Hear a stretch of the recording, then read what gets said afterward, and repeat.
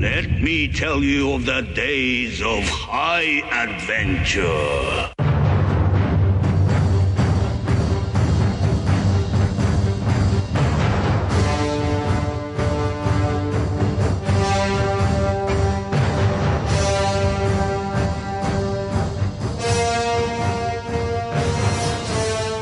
Hey, what's up, everybody? This is John. And I'm Kevin. And this is 6 Degrees of Schwarzenegger, the podcast where we take a long, hard look at some of our favorite action movies from the era of Arnold. Schwarzenegger is the icon of the genre, and we're taking a deep dive into some of these 80s and 90s cult action movies and breaking them all the way down.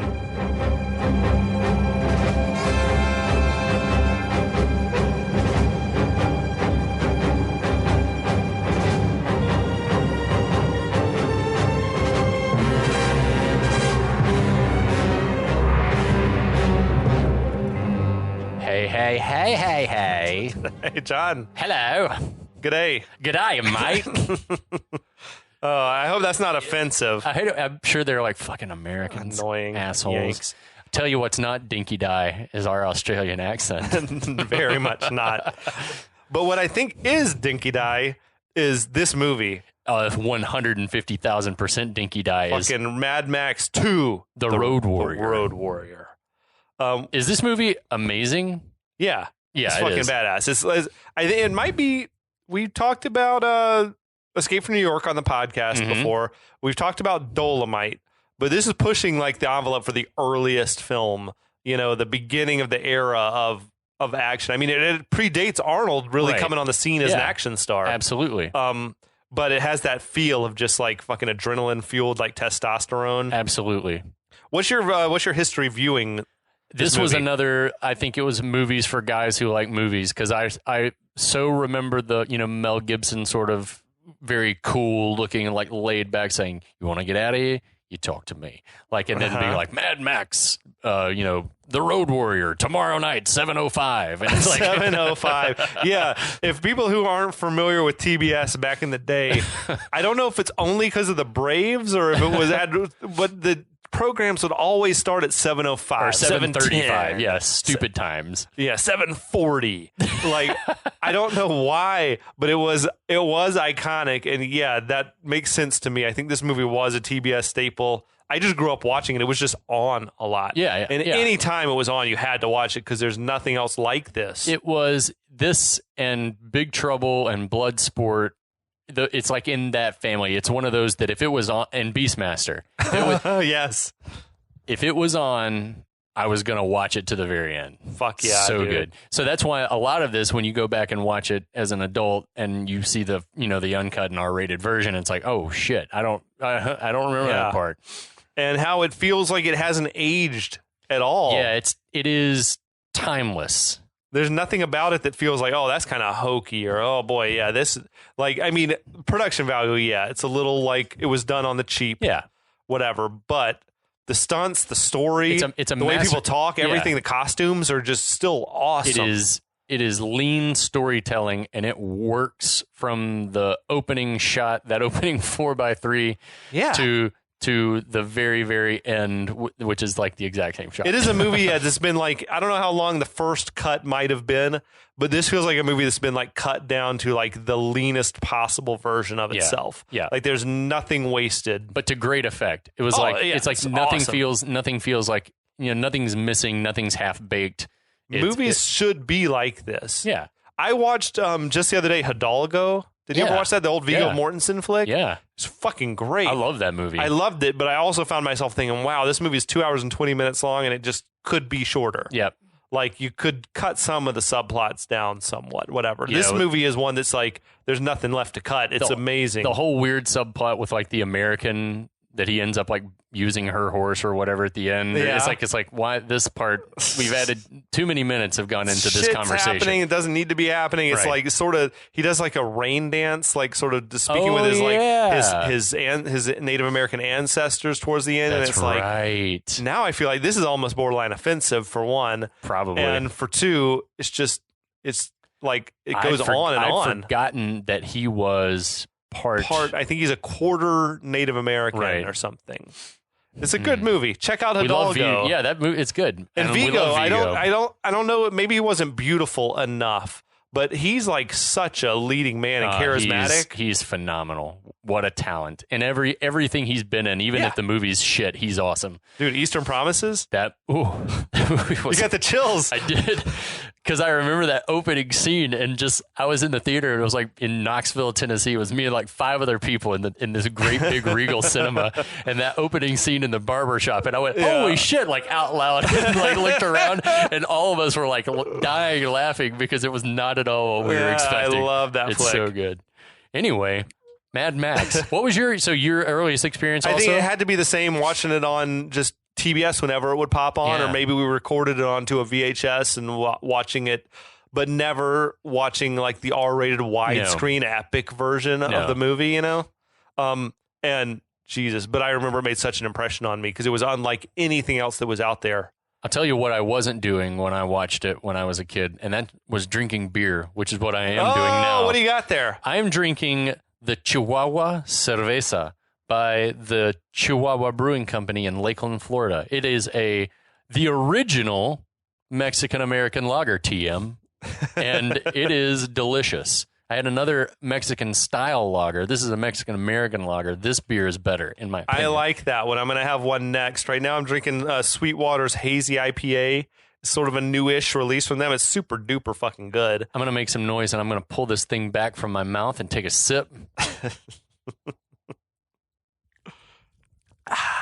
Nice. That sounded refreshing as hell. It is. You could crush those all day, but that's deceptively strong. 6.5% for a lager is a lot. You can't just sit poolside and drink a 6-pack without getting hammered. No.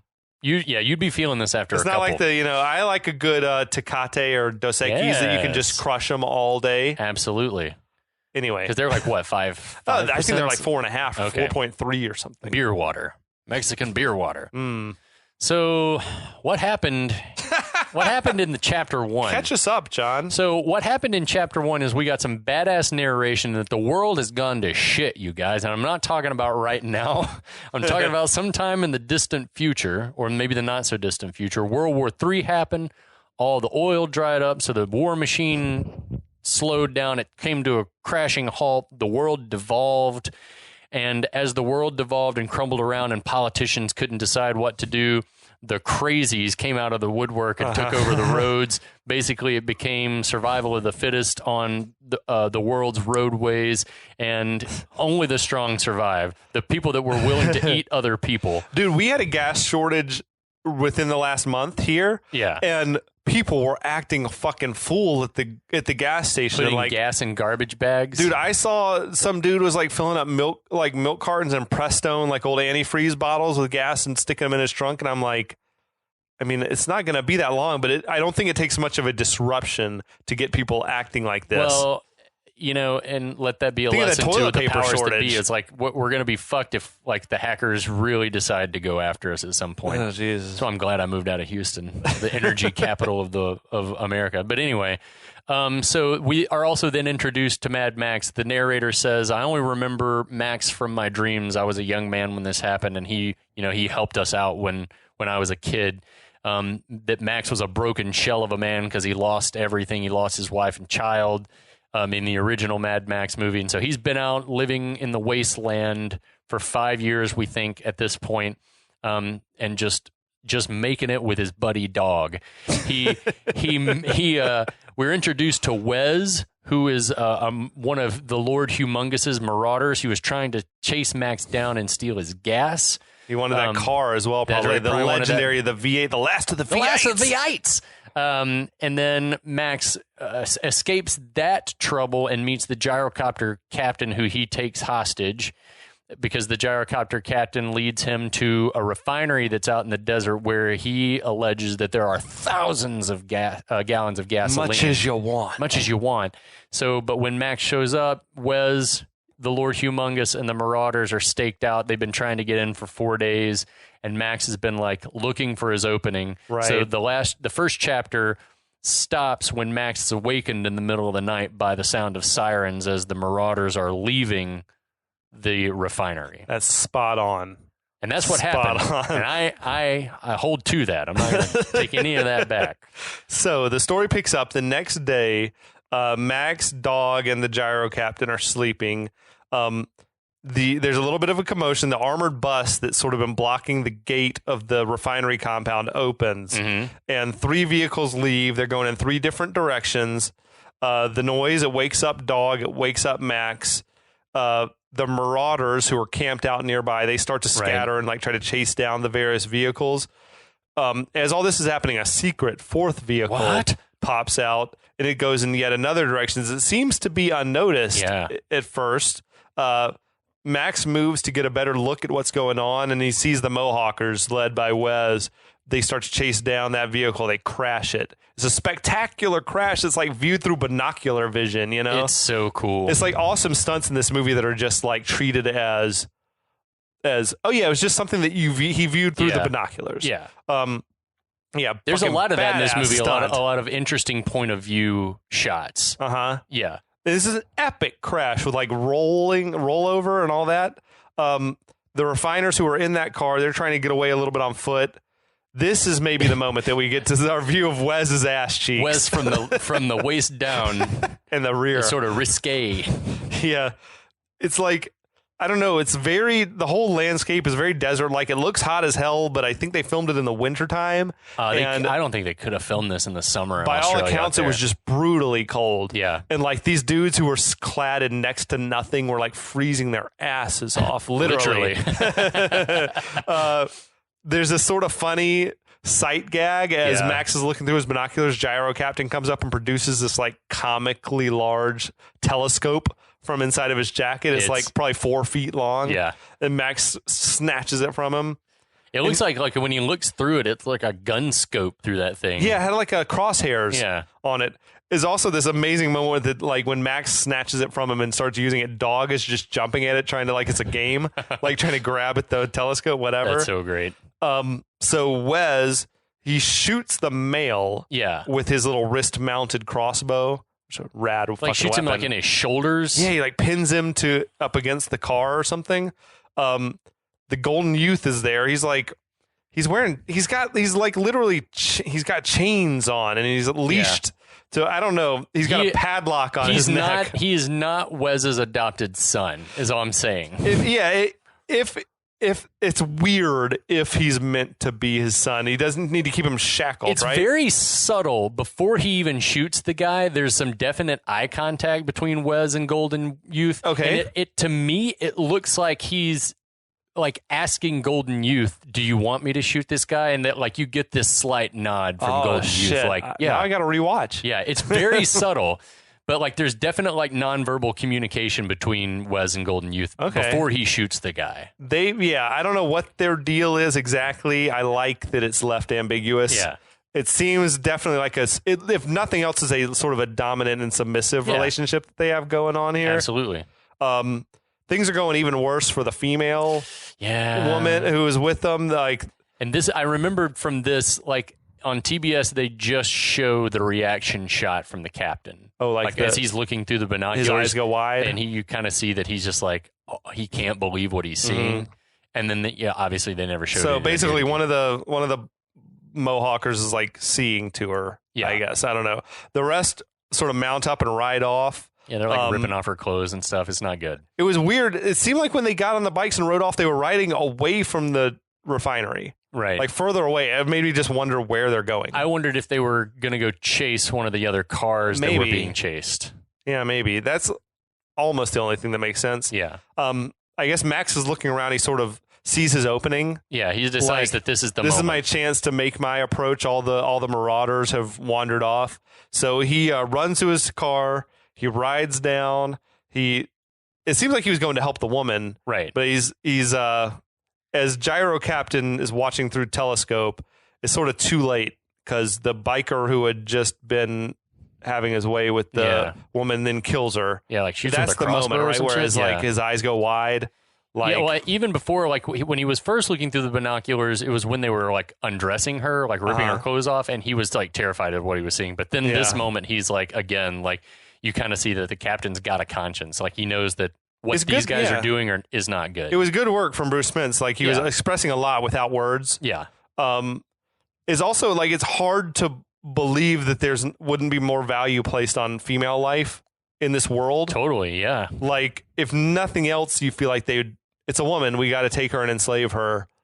Because and like in Fury Road. yeah, totally. I mean, it's grim and disgusting, but like also makes sense. It reminds me. Did you read The Road, the Cormac McCarthy? Yeah. Fucking hell. That baby scene. Yikes. Yeah. Woof. We don't have to talk anymore about it, but yeah. So Go read that book, you guys. That's a fucking great book. Oh, it's Cormac awesome. McCarthy, no one writes quite like him. Nope. So George Miller had said that the style of violence that he used in this was inspired by Clockwork Orange, which I can see it I can see it when I watch it. It's like the sort of reveling and enjoying and like leisurely violence, you know? Absolutely. But like overly sadistic. Yeah. It's also just awesome to me how one generation influences the next. Yeah, of like, totally. I saw Star Wars and I saw Clockwork Orange and I love those movies and I want to bring a little bit of that vibe to my shit. I love and that. then this movie like brings, inspires future generations, whatever. Absolutely. Awesome. Yeah. So Max, he arrives down on the scene. He finds the Mohawker getting dressed. The Mohawker sort of goes quickly for his crossbow, but Max stops him and I assume beats him to death. Like he hit him real hard with the bolt cutters. He crushes that skull, I'm sure. Yeah, skull I fracture. feel like that's a fatal blow that he landed there. Yeah. Agreed. Max is like the reluctant hero, right? Yeah. Well, that's why, like, when we were talking about, is he going down to save this woman, or was he going down because he knew by the time that he got there, they'd be dead? He's opportunistic as well, right? He could scavenge. Yeah. I feel like he has a moral compass, it seems clearly, but he's also that loner. He's got like a lot of Han Solo in him. Yeah. I feel like. He'll do the right thing in the moment, but man, he'd rather not be in that situation at all. To do it. He's like, I wish I wasn't here. God. So Max, then he goes to the male refiner who's been, shot, as you said. Yeah. And he's like pinned by arrows up against the fender or something of his car. Mm-hmm. He basically, that dude's still alive. Yeah. Who had to watch all of this happen, presumably. Max tells him he wants some gas.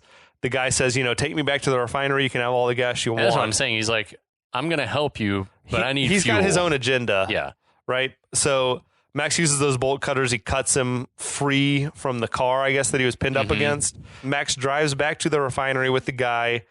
We got our first glimpse of the feral kid. I love it, like popping up in the foreground. He's like a fucking like a gopher or something. He's like dirty, shaggy looking thing holding what looks like a stainless steel boomerang or some shit. Like, what an amazing creation of a character. Yes. And because, I mean, I still refer to people sometimes. I'm like, and I'll just be like offhanded. The guy looked like Feral Kid. Like Feral Kid. He's credited as Feral Kid. Yeah. It's awesome. It's amazing. George Miller said that the idea was sort of inspired by these parentless children who were in Vietnam after the war. Oh, shit. Like roaming around the cities, Hanoi and Ho Chi Minh City or whatever else. And like, they were just sort of packs of kids in the wandering. Streets. Yeah. Like, that's tragic. Terrible. So Max, he pulls up to the gate.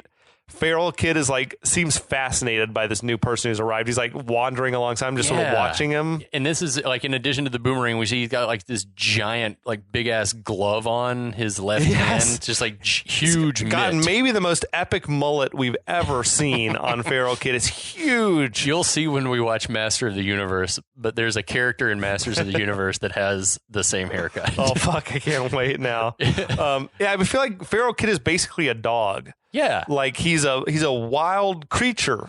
I bring this note up later in the movie, in the confrontation at the very end between like the last crash, like right before the last crash.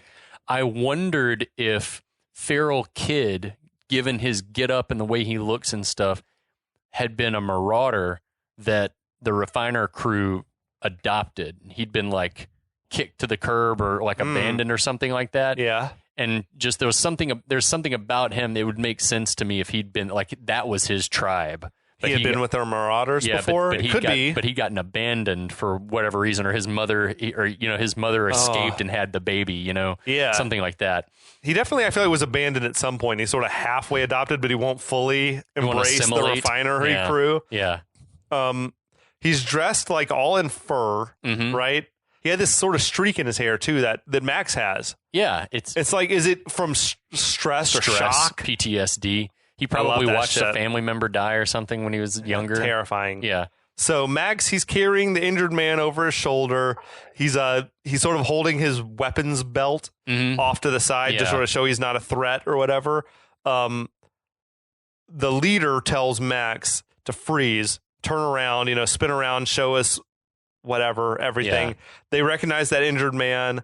They tell Max to drop his shit. Yeah. He does. The armored bus moves out of the way. The refiners come rushing out to tend to the guy. Yeah, a woman's like calling him Nathan, like screaming his name. Nathan. Do you think it's the son or some relation? I think that it's the older woman. Yeah, I know the one you mean. Woods. I think it's probably like her son or a brother or something like that. Anyway, they all come out. They pat Max down as well. Bring him inside along with Nathan.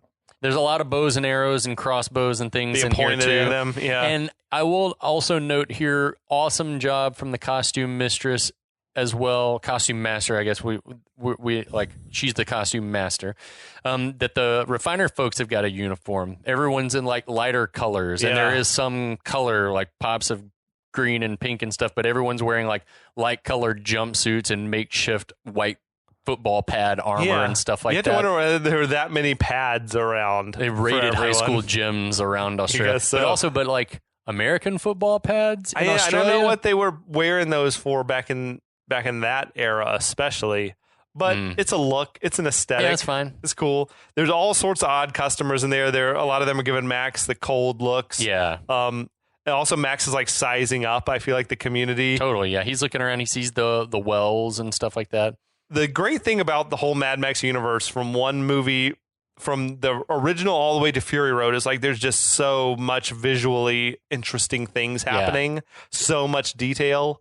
It reminds me of the Peter Jackson Lord of the Rings movies, like that. No one will notice that the knife that this guy's carrying has like engraving and Elvish written on the blade, but it just does add something in some way. Like these things that are in the background that are, you can never quite tell what's going on, but someone's put thought into it. I fucking love that shit. Agreed. So their leader comes out. It's this guy named Papagallo. Which is, I think is Italian for parrot. Oh, is that right? Yeah. Shit. Papagallo. So he's like a middle-aged blonde dude kind of. He sort of looks Jaggerish. Yes, he sort of had a rugged, craggly face, like weathered. Yeah, he does look weathered.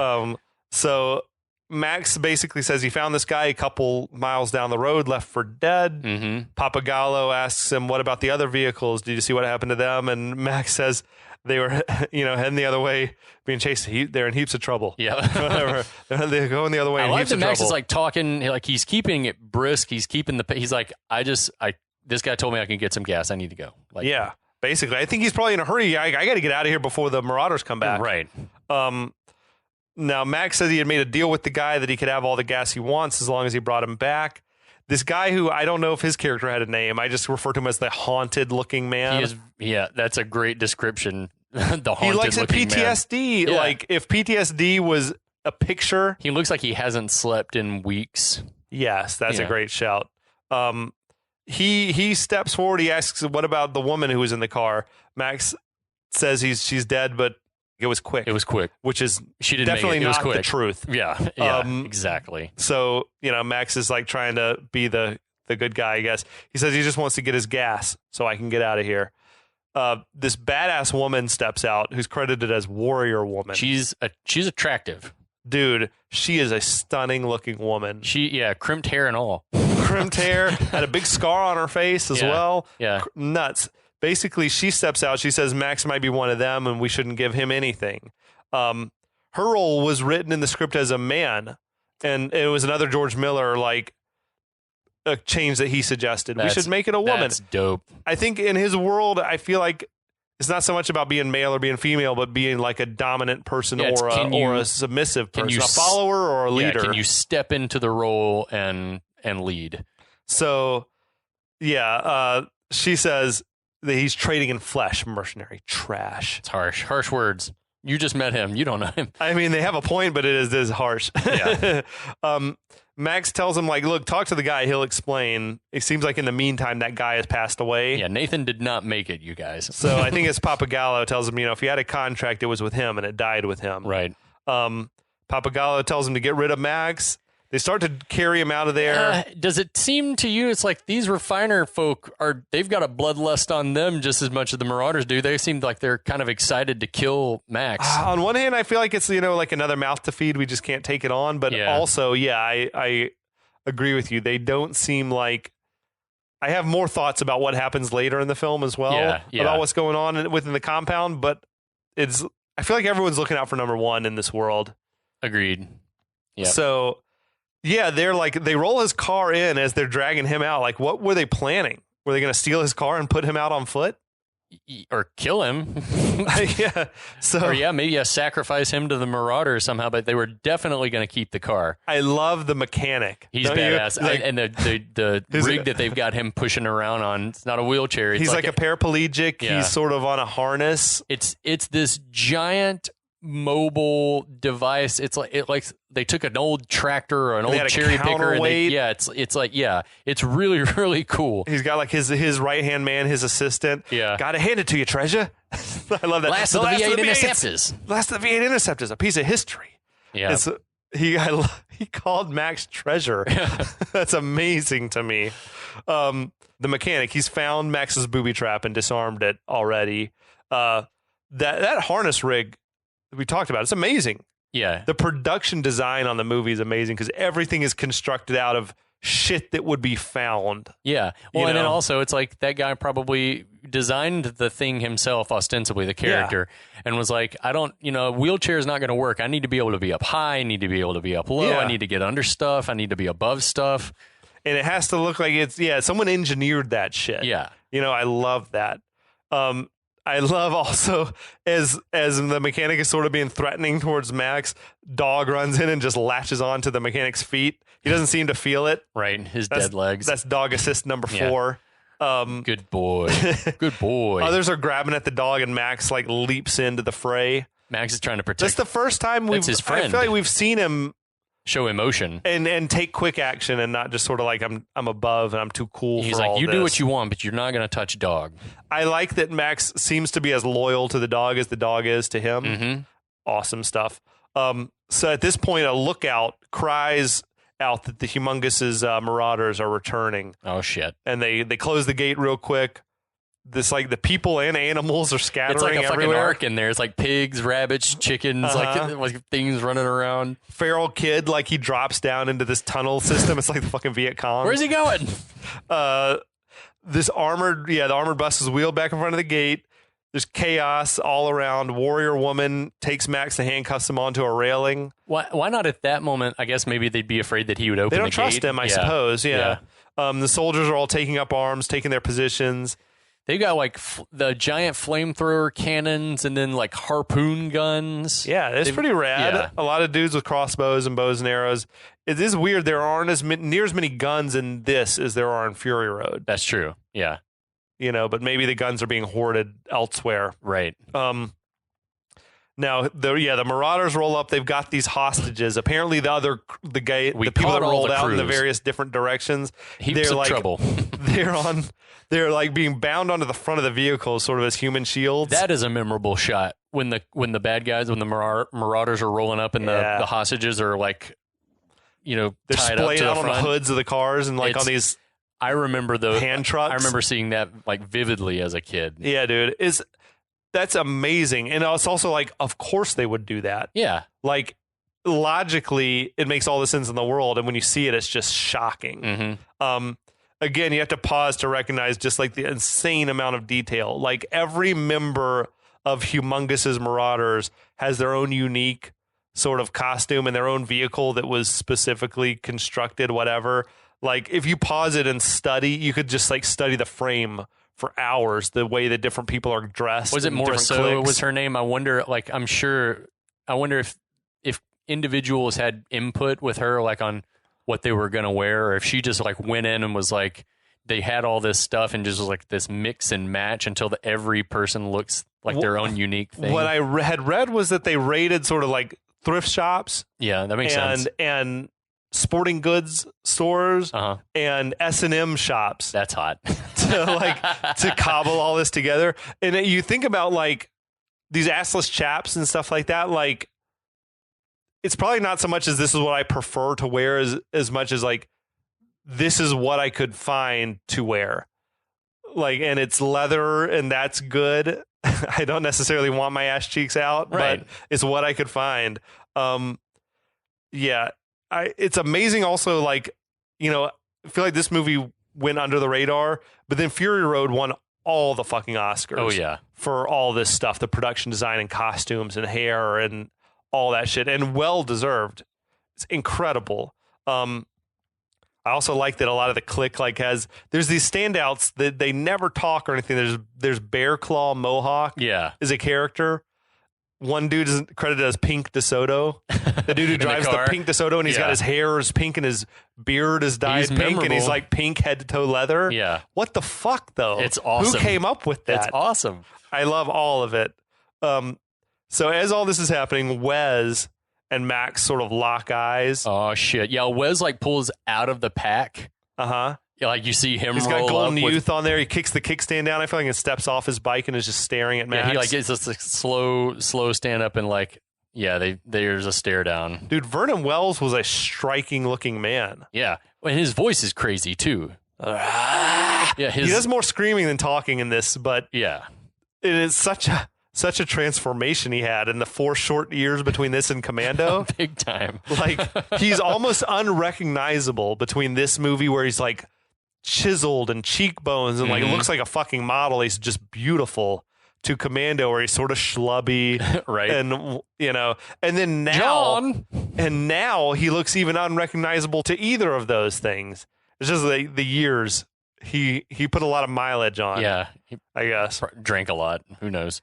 Now we've got this guy, Toady, who takes the stage. He's sort of like the mouthpiece. He is. It's just interesting here that like he's like an orchestra conductor, like gives this cutoff. Think of Mouth of the South, Jimmy Hart. Yes.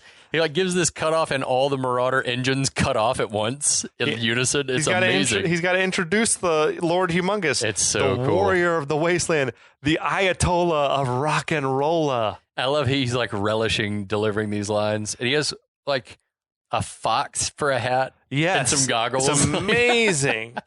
And like he introduces Lord Humungus. Yeah, we get that head to toe sort of pan up. Yeah. He's wearing S&M gear, man. There's nothing else to say about it. Like a straight up harness of some sort. I guess it's easy to clean yourself off at night. It's like leather with studs. If I had that physique, yeah, I might just show it off all the time. I'd never wear a shirt. Same. He's got that insane hockey mask. He's jacked to the tits. It's covering his presumably horribly burned face. Yeah, it's disfigured. I feel like none of this should work on paper, but it fucking works. Oh, yeah. All of it. Like, we're bought into this world. The Humungus, he gets on the PA, says he's disappointed that they forced him to unleash his dogs of war. It's all so fucking great. He says they're being selfish by hoarding all the gasoline. I love that he's like chastising them. Yeah. He says the scouts that you sent out said they've been planning to find a truck basically to haul that tanker. Right. But their mission is, he says, such a puny plan. I love the great use of the word puny. Yeah. He says they'll never make it out of this valley. And then at that moment, like a jackrabbit hops out and Wes sort of whirls around and shoots him with his little wrist-mounted crossbow. It's a very interesting little like moment. Wes is such a badass, man. Yeah. Toady leaps on that moment. He screams out, he's like, nothing can escape. You see? One of the hostages sort of yelling that they should give them nothing and just blow up the refinery. This shit up. Get out of here. Wes runs up on him and just knocks the guy out with a headbutt to the face. The first of several headbutts in this movie, or like just two that like straight up kill people. Or all this shit is crazy. So good, man. Yeah. Feral Kid, he pops up out of a hole outside. He chucks his boomerang at Wes, who sort of ducks and dodges it. Mm-hmm. It does what boomerangs do, apparently. Right. It comes back to the kid. He catches it. That boomerangs in general are just fucking amazing to me. Yeah, the physics of a boomerang is I looked up videos because I'm like, is that just like sort of a thing that people pretend like it's real? But no, like the way they're built, they're winged on one side, sort of, and they'll do a big old loop and come back. It's awesome. It blows my mind. Wes is pissed. His fucking crazy face all the time. Feral Kid throws that boomerang again. Wes ducks, but it hits Golden Youth right in the fucking head. Can we just talk about like the speeding up of the frame rate or whatever for like the action sequences that George Miller decided to do? It's cool. I feel like that was something that was done a lot in like kung fu movies and martial arts movies and things like that. And I can remember other movies where, you know, a director employed that similar technique. But this is one that sticks out to me, like these moments in this movie in particular, where Miller like sped things up to make the action like go really, it turns really into quick. like a holy shit. Yeah, it's like fucking hell. That just happened. I mean, this boomerang's like lodged in Golden Youth's head. Thick in his skull. So Wes grabs the boomerang and sort of rips it out of Golden Youth's head. He chucks it at Feral Kid, missing just badly. As the boomerang is sort of whirling around and returning, Toady, he goes fucking out of his way to try to run after. I got it. He leaps and it just takes his fingers off his hand. And that's why Feral Kid has that gauntlet. Yeah. That like chainmail glove with fur on the other side. The gang, the Marauders, think it's fucking hilarious. Maybe they've been waiting this whole time for Toady to like get injured. I guess injuries are funny. What the fuck was he thinking? Trying to catch it. Just let it fall on the ground. He's stupid. That is nuts to me. Probably on drugs. Feral Kid sort of backflips. Sweet stunt back from that into kid. his hole and scurries away. I want to know what that kid's story was at the time, like Emil, whatever his name was. What he was doing? Yeah, just like how do they find I think he was just a school kid. A very specific look. He did look kind of Cro-Magnon. Yeah. Everyone, like, even Toady. Fucking Toady seems to see the humor in it. Yeah. Like, he sort of starts smiling, like, oh, I'm making the guys laugh. Like, by losing. I feel like injuries are just a commonplace they're in this part of world. life.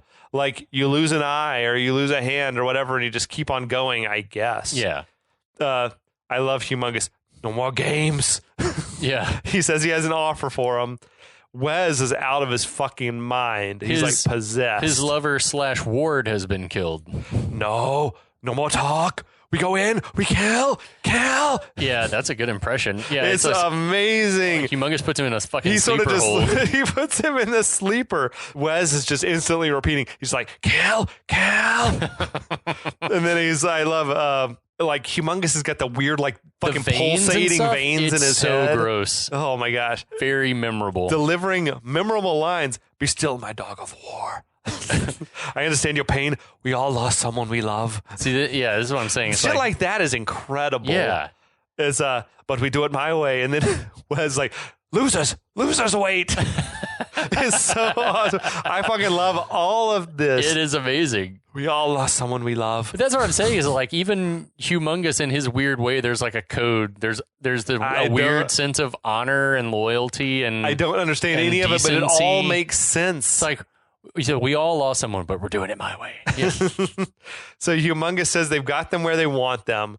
Like once we have the gas, Wes, then you can have your revenge. Basically, he puts Wes to sleep. In an illegal sleeper hold. Wes is like a wild animal. Yeah, totally. Like, there was this magazine, Empire Magazine, did a poll, I guess, and Wes was ranked the #1 henchman in movie history. That's fucking awesome. I don't know who else would be on the list. He's like a Grand Moff Tarkin maybe is awesome. I was gonna. I guess you'd consider Darth Vader to be the big bad until the Emperor. He's not really a henchman, I guess. Yeah. There's a lot in Bond movies like Jaws or Odd Job. Yeah, like just memorable henchmen. There's something Wes to is playing amazing. a henchman. Yeah, he steals the movie almost. He's fucking incredible. Now Bear Claw Mohawk, he comes up, he carries Wes off. This is like what Bear Claw Mohawk? Well, he's got this big sort of claw, like Bruce Lee style claw with the crossbow mounted on it. And he's covered in fur. He's got like a sort of a luchador mask on almost. We got Humungus is saying there's been too much violence, too much pain. Tries to sound magnanimous. None here are without sin, but I have an honorable compromise. He got his whole pitch. He says, just walk away. Give me the pump, the oil, the gasoline, the whole compound, and I'll spare your lives. Just walk away. Do you think that if the refinery community left, like he was saying, that they would have been spared. That he would have honored that deal? Yeah. No. Yeah, they would have murdered They would have them massacred him and taken the compound. probably eaten their bodies. Yeah. Even though at this point they haven't eaten anyone that they've killed. They've left the body sitting outside. Yeah, we haven't seen that happen. Anyway. Who knows? But he's basically saying he'll give them safe passage if they just walk away, and there'll be an end to the horror. It's so weird. Yeah, the scene is so memorable, dude. Do you remember the South Park where they No. there was like, I don't even know what the plot of the episode was, but there was basically the boys and the girls had a fort, and the girls had the fort and the boys wanted to take over the fort, and they had to tell him Butters, like, are you serious? That's awesome. Like, and he's like, I don't know what to say. And they're like, just stay. And he like pulls on this mask. He's like, just walk away. Just walk away. There'll be an end to all of this. We've all lost someone we love. That's amazing. It's so good, dude. Fuck. South Park is awesome. The refiners, they're not going along with this. Yeah, they're like, no. The marauders begin to disperse. Humungus tells them he's going to give them 24 hours to decide. Right. Wes is woken back up. He's like inconsolable. He's being restrained by a bunch of guys as they drive him away. God bless Vernon Wells. Yeah. That man is fucking amazing. He just goes for it. He's given it 110%. There's probably never been a movie that he was not like 110% all in on. And that's probably why he got hired for shit like this, because he would just go all in. You got the haunted looking man is screaming like, we'll never walk away. And wastes an arrow like a dumbass. We're going to have to go outside and get that. Feral kid, he goes and collects his bloody boomerang. Yeah. And I think that wraps us up for this section. Max just kind of watches as the baddies leave, and that's all she wrote for episode 2. Yeah, dude. We got a theme. Like every episode ends with the bad guys leaving. Yeah, it is. It's interesting. This movie's so good. I fucking love it, dude. There's no wasted motion. Yeah, it is like the last of the V8s. That's awesome. She's purring she's humming like a top. I can't wait to talk more about it, but I'll have to wait until next week. We hope you guys are enjoying the show, listening along, enjoying this. If you haven't watched this movie in a while, go cue it up so you can enjoy the ride with us. It aged well, my friends. It has aged well. All right, we'll see you guys next time. We'll be back.